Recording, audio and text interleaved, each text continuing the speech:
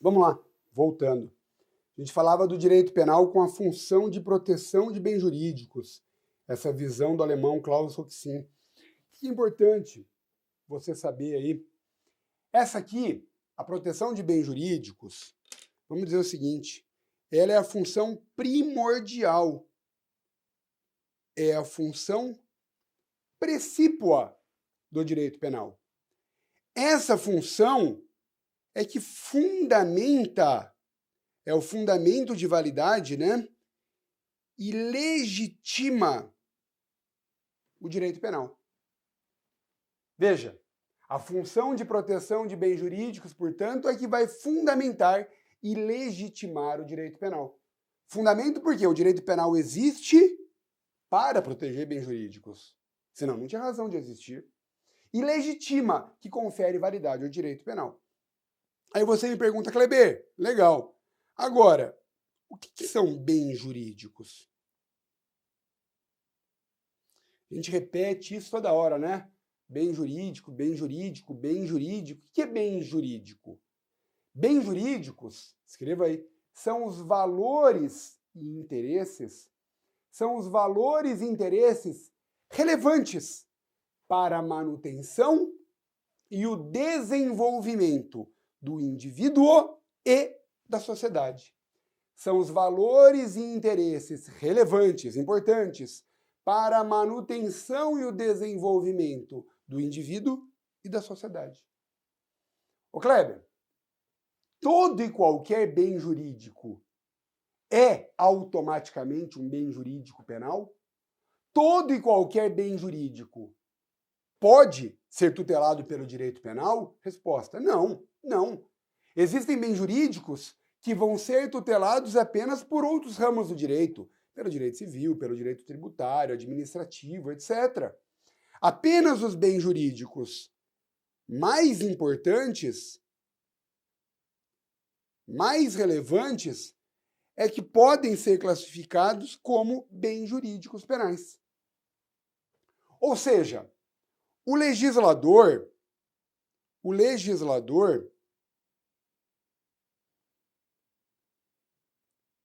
ele precisa fazer uma seleção. Ele vai selecionar, dentre os bens jurídicos, quais bens jurídicos podem ser tutelados pelo direito penal. Quais bens jurídicos merecem ser tutelados pelo direito penal. Essa seleção se dá mediante um juízo de valor positivo. Tá? Vamos valorar e positivamente vamos escolher quais bens jurídicos merecem a tutela penal. Cuidado, cuidado. Bom, e o legislador faz essa seleção com base em qual ou quais critérios? O que é que vai determinar ao legislador, que vai indicar ao legislador quais são os bens jurídicos merecedores de tutela penal? É a Constituição Federal. É a Constituição Federal que mostra ao legislador quais são os bens jurídicos merecedores de tutela penal. É aqui que surge a nota, a gente vai usar bastante isso ao longo do curso, a chamada teoria constitucional do direito penal. A chamada teoria constitucional do direito penal, ou teoria constitucionalista do direito penal. Tem gente que escreve páginas, capítulos, livros para explicar essa teoria constitucional do direito penal. A gente não tem tempo e nem precisa disso. O que é essa teoria constitucional do direito penal? Escreva aí. O direito penal só é legítimo, só é válido. O direito penal só é legítimo quando tutela valores consagrados na Constituição Federal. O direito penal só é legítimo quando tutela valores consagrados na Constituição Federal. Uma vez eu assisti uma prova oral do MP de São Paulo, e eu vou muitas vezes aqui falar de provas orais do MP de São Paulo, porque eu trabalho no prédio onde estão as provas orais, então eu vou lá assistir sempre, né, que tem prova, dou uma escapadinha e vou lá. eu vi a seguinte pergunta. A examinadora perguntou para o candidato. Falou assim, doutor, o homicídio é crime? Pergunta boba, né? No primeiro momento. É crime. Não, ela perguntou assim, matar alguém é crime? Matar alguém é crime? O candidato respondeu, excelência, matar alguém, em regra, é crime. Olha que resposta boa. Matar alguém, em regra, é crime. Ela falou, por que em regra? Ele disse, porque matar alguém é o fato típico do homicídio. Mas esse fato típico tem que ser também ilícito, ele respondeu. E ele disse, olha, se o sujeito mata alguém amparado por uma excludente da ilicitude, mata alguém em legítima defesa, por exemplo, não há crime. Ela falou, muito bem, doutor. E por que matar alguém é crime, então? Esquece as excludentes da ilicitude, não há nenhuma excludente da ilicitude, por que matar alguém é crime? Ele respondeu, porque o artigo 121 do Código Penal incrimina esse comportamento. E ela falou, e por que incrimina esse comportamento? Ele parou, ficou sem resposta, ele disse, porque não pode matar alguém. E ela falou, por que não? E ele disse, por que não? E ele se perdeu. Por que o homicídio é crime no Brasil? Por uma razão muito simples. Porque o artigo 5º caput da Constituição Federal assegura a todas as pessoas o direito à vida. Certo? Por que existem os crimes contra a honra, calúnia, difamação, injúria? Porque o artigo 5º, inciso 10 da Constituição Federal garante a inviolabilidade da honra do ser humano. Pegou a jogada? Então, tá aí. Todo crime, a criação de um crime, a cominação de uma pena, só são atividades legítimas quando se tutela um valor consagrado na Constituição Federal. A Constituição aponta aquele bem jurídico como merecedor de tutela penal. Tá bom? Na Alemanha, que é a inspiração do nosso direito penal, até a década de 70, começo da década de 80, Charles, o homossexualismo era crime. Praticar algum comportamento homossexual, crime. Imagina no Brasil esses discursos reacionários que temos por aí, se alguém quiser falar, olha, praticar homossexualismo vai ser crime. Isso pode ser crime? Claro que não. Por quê? Porque é totalitário, porque é fascista? Não precisa nem ir tão longe. Porque a Constituição não impõe nenhuma opção, nenhuma orientação sexual a nenhuma pessoa. A Constituição não manda homem ter relação com mulher, mulher com homem com homem, mulher com mulher, etc. A Constituição não se mete na vida sexual das pessoas. O direito penal não pode incriminar qualquer tipo de escolha sexual. Consentida, lógico, né? Consentida entre pessoas maiores e capazes. Tá bom? Vamos lá. Vamos em frente. Essa é a função primordial do direito penal. Segunda função, direito penal como instrumento de controle social. Olha, é indiscutível que essa função também existe no direito penal. Se ela é mais ou menos eficaz, a discussão vai ser muito grande. Ela não tem sido tão eficaz. Mas o direito penal, ao criar crimes, ao cominar penas, ao aplicar penas a quem viola a norma jurídica, ele funciona como instrumento de controle social. O direito penal busca a manutenção da paz pública. O direito penal busca, sim, a manutenção da paz pública. Certo? O direito penal visa trazer tranquilidade às pessoas. Isso é paz pública.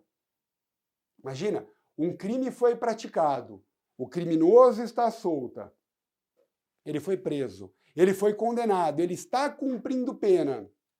A paz pública é restabelecida. Imagina, claro que nas grandes cidades, no Brasil globalizado que a gente tem hoje, mas imagina uma cidadezinha pequenininha, de 500 habitantes, um vilarejo, por assim dizer, né? Lá nunca foi praticado nenhum crime. Vem lá um sujeito e estupra uma mulher. Todo mundo entra em pânico. Tem um estuprador à solta. Descobriram que é o estuprador, ele foi preso, foi condenado e está cumprindo a pena. A tranquilidade volta.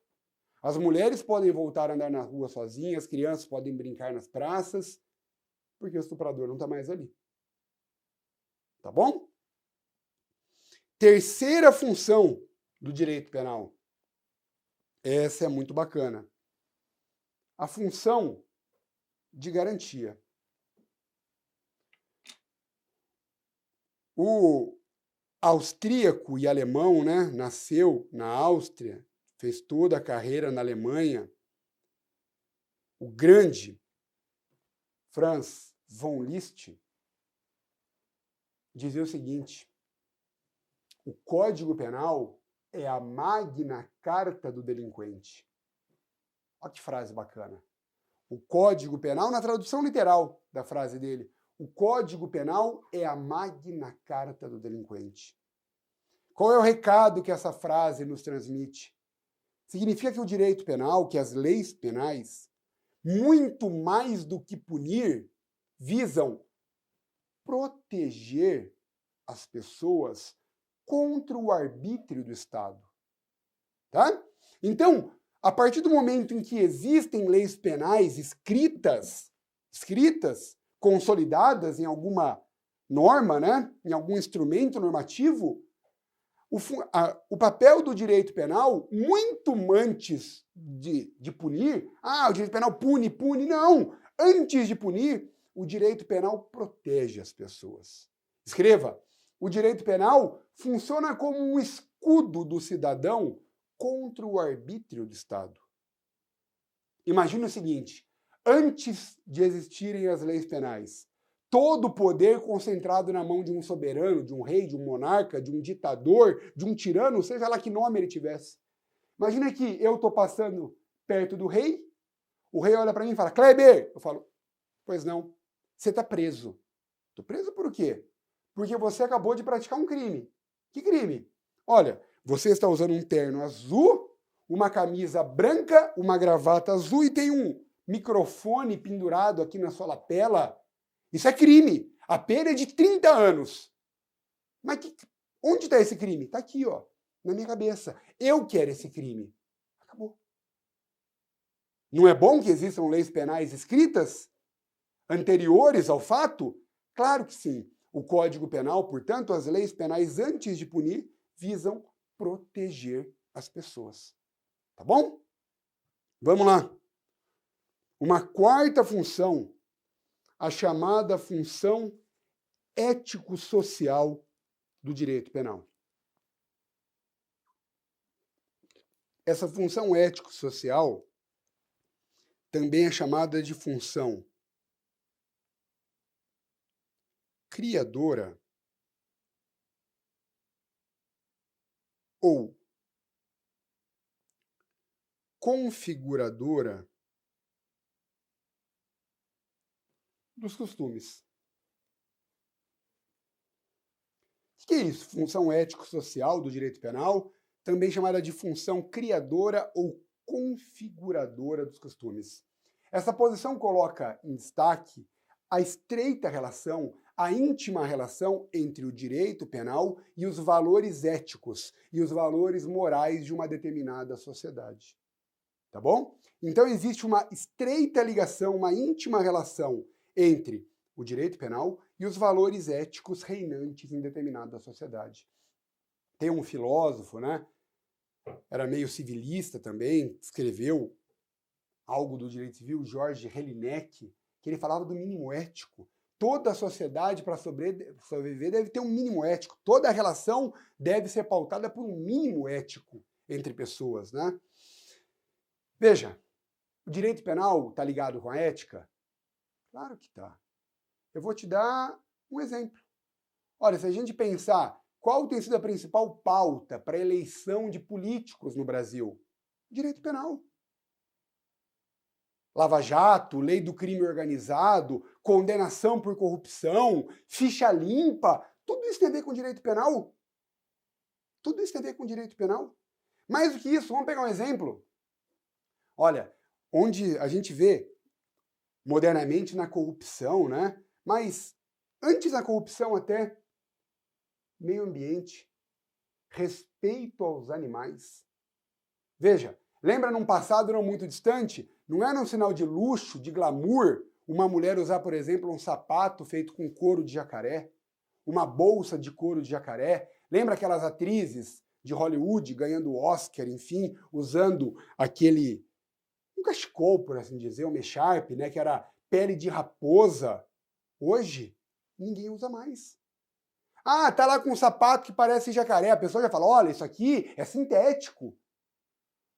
Isso aqui não é de raposa, isso é sintético, isso não é pele de verdade, de animal. Por quê? Porque virou uma coisa extremamente negativa, ofendeu o meio ambiente. Ofendeu o meio ambiente. Uma empresa que maltrata animais, que explora animais, tem sido abandonada pela população. As pessoas boicotam, não compram. Olha a relação ética entre valores ambientais e o direito penal. Existe aí uma confusão, né?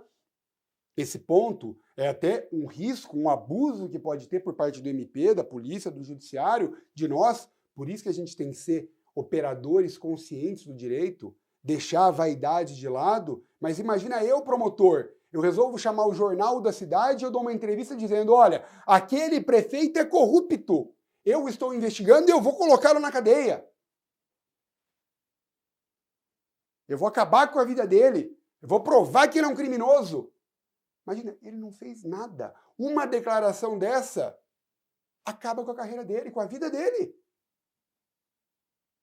Então, tem muito a ver com isso, com essa função ético-social do direito penal. O direito penal acaba desempenhando uma função, um papel educativo. O direito penal assume uma função educativa.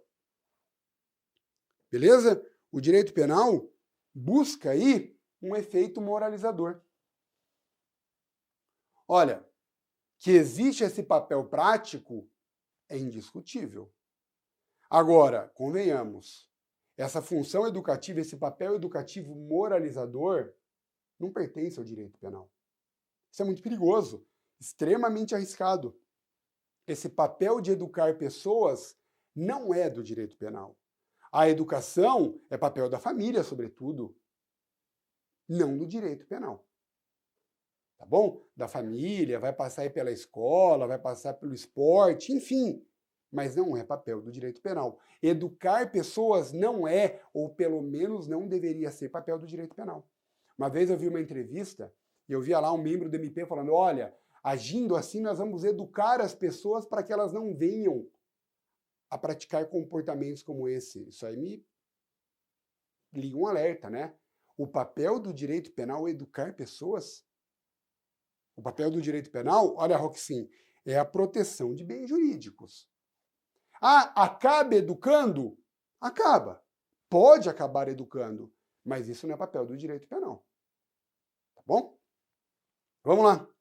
Outra função, a chamada função simbólica do direito penal. A chamada função simbólica.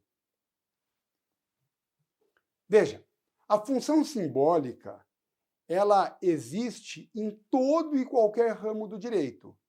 Porém, ela é mais acentuada no direito penal. Essa função simbólica, anote isso, guarde isso, ela só produz efeitos internos. Como assim? Ela só produz efeitos na mente dos governantes e dos governados. Essa função simbólica, repito, ela só produz efeitos internos, isto é, na mente dos governantes e dos governados. Agora, ela não produz efeitos externos, efeitos concretos, efeitos práticos. Deixa eu te explicar isso aqui melhor. Como assim efeitos na mente dos governantes e dos governados? Imagina que surge aí no Brasil uma nova forma de criminalidade. Ou então, algum crime que já existe começa a tomar proporções maiores. O governante vem e fala, olha, para esse novo comportamento, eu criei aqui um crime. Eu criei uma pena. ou eu aumentei a pena desse crime. Eu fiz a minha parte. Eu fiz a minha parte. Eu estou prestando contas aqui para a sociedade. Eu, legislador, governante, atento, preocupado, eu estou cuidando de vocês. Povo brasileiro, eu estou atento. Na mente do governado, opa, olha, o legislador, os administradores, os governantes estão preocupados, estão cuidando da gente. Agora eu posso ficar tranquilo. Tudo mudou. Veja, olha o exemplo disso. Nós tivemos aí, em 2015, a criação da qualificadora do feminicídio, no homicídio, né? Praticado contra a mulher por razões de condição do sexo feminino. Olha, violência contra a mulher está tomando índices alarmantes, mesmo depois da Lei Maria da Penha. Eu, governante, estou olhando para vocês, mulheres, vítimas de violência doméstica e familiar. Eu criei a qualificadora do feminicídio. Pode ser que algumas pessoas tenham falado, opa, agora a violência contra a mulher vai diminuir. Mas não diminui, ela só aumenta. Essa função simbólica do direito penal, portanto, só produz efeitos internos na mente dos governantes e dos governados. É bom para discursos, para propagandas de governo, mas efeitos práticos são poucos. São poucos. Essa função simbólica, ela contribui para aquilo que a gente chama de hipertrofia do direito penal, para a chamada hipertrofia do direito penal. O que é essa hipertrofia do direito penal? É um direito penal cada vez maior, né, Charles? Cada vez mais forte, grandão, marombadão, que vai tentar intimidar as pessoas. Renato Brasileiro, por exemplo, está com essa mania, né, Charles? Já vem há algum tempo, tomando anabolizante, vive à base de whey protein, injeta hormônio na veia, tá ficando grandão, fortão, tá querendo me intimidar com isso, para que eu não faça mais piadinha com ele aqui. Veja, isso produz efeitos práticos. É a hipertrofia do direito penal. Isso cria um direito penal do medo, um direito penal do terror, por assim dizer. Isso aqui contribui para a chamada inflação legislativa, que cria, olha quantas expressões aí para você, se você não conhecia, para você conhecer. Então falamos em direito penal, em hipertrofia do direito penal do medo, direito penal do terror, inflação legislativa, né? Uma produção descontrolada de leis penais, um direito penal de emergência. Olha, surgiu um novo problema na sociedade, cria-se um crime, tem uma pílula mágica aqui, ó, cria-se um crime, combina-se uma pena, isso vai ser resolvido. Não resolve. Não resolve. Essa função simbólica do direito penal, ela não deveria ser admitida. Por quê? Porque a curto prazo, ela só serve para efetuar propaganda de governo. Propaganda de políticas de governo. Isso é papel do direito penal. Olha o legislador atento aqui, criando crimes, combinando penas, vai prender todo mundo, vai trazer a paz social. Propaganda de governo. Cada vez mais a gente tem discursos de político amparados no direito penal. Uma coisa é o discurso, outra coisa é a prática. Tem que resolver. Agora, se a curto prazo essa função simbólica só serve para propaganda de políticas de governo, a médio e a longo prazo, essa função simbólica leva ao descrédito do direito penal. A médio e longo prazo, portanto, essa função simbólica leva ao descrédito do direito penal. Por quê? Porque vai se ver que o direito penal não resolve os problemas sociais. E, de novo, não é papel do direito penal resolver problemas sociais. Você acha que é o direito penal que vai acabar com o feminicídio? Você acha que o direito penal vai colocar mais polícia na rua que vai acabar com o feminicídio? Que desarmar a população, tirar arma de fogo vai acabar com o feminicídio? Olha, uma hora eu trago esses dados para vocês aqui. Algo em torno de 90% dos feminicídios no Brasil são praticados, sabe onde? Dentro de casa. No ambiente doméstico. Sabe como? Com arma branca. Faca de cozinha.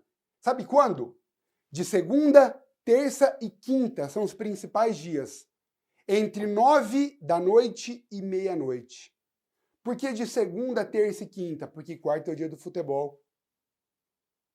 O valentão tá na rua, no boteco, bebendo com os amigos, ou tá vendo o joguinho concentrado na TV, ele não se preocupa em brigar com a mulher.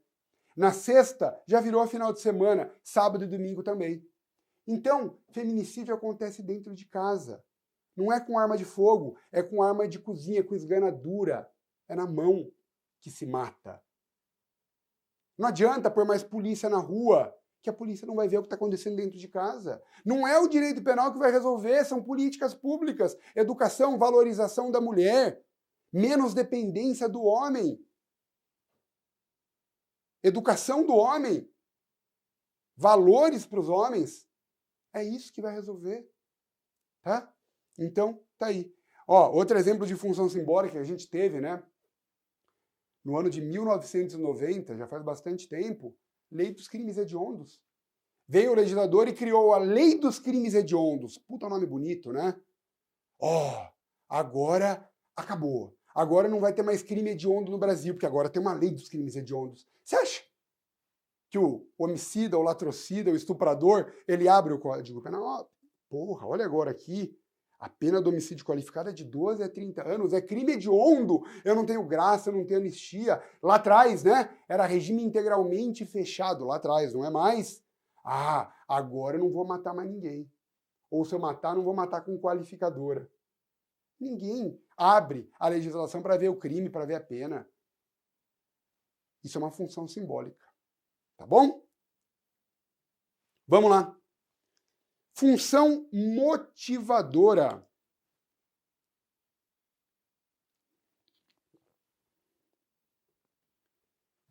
Olha, escreva o seguinte: a ameaça de uma sanção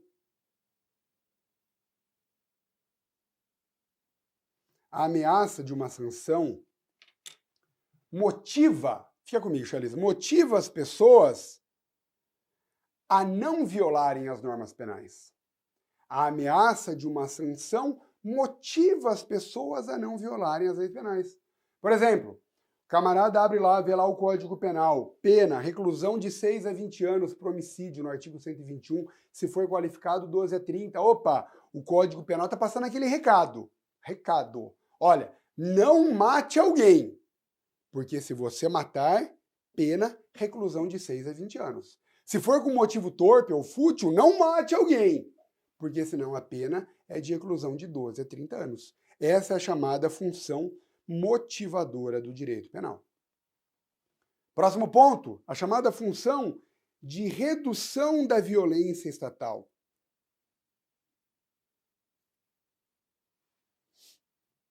Essa função é apresentada por um penalista espanhol, lá de Barcelona, para mim um dos grandes nomes do direito penal moderno.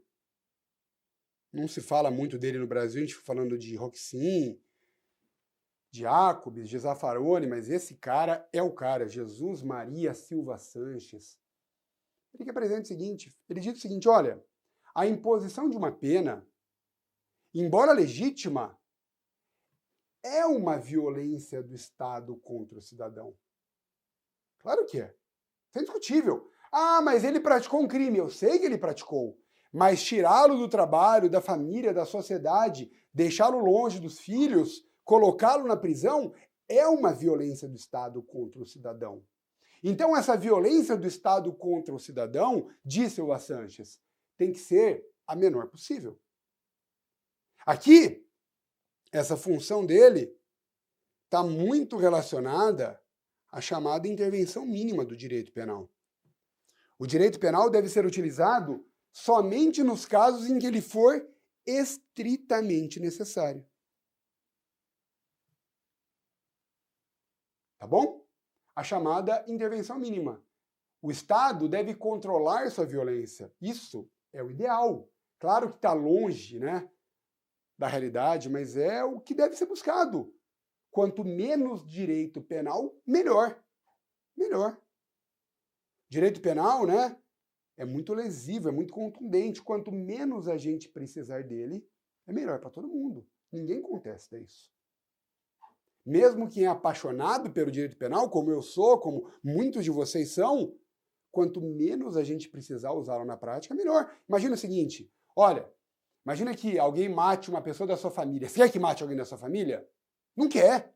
Você quer, mas vai pôr o cara na cadeia por 30 anos. Você está preocupado em colocá-lo na cadeia? Eu não estou, eu quero meu familiar vivo comigo. Então, quanto menos eu precisar do direito penal, melhor. Você quer o ladrão na tua casa de arma de fogo, rendendo todo mundo e levando seus bens? Ameaçando todo mundo de morte? Não, não quero. Mas ele vai ser preso por 10 anos? Dane-se, eu não quero isso. Quanto menos direito penal, menos crimes. Melhor para todo mundo.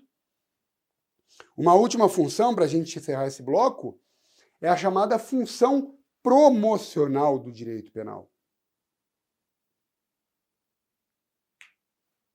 O direito penal tem que funcionar, e tem mesmo, como um instrumento de transformação social.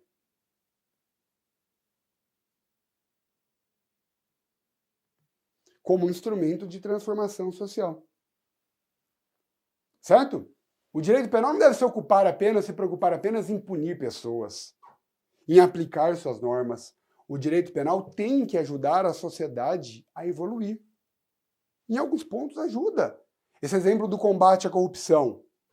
A sociedade não tolera mais o corrupto, o agente público corrupto, né?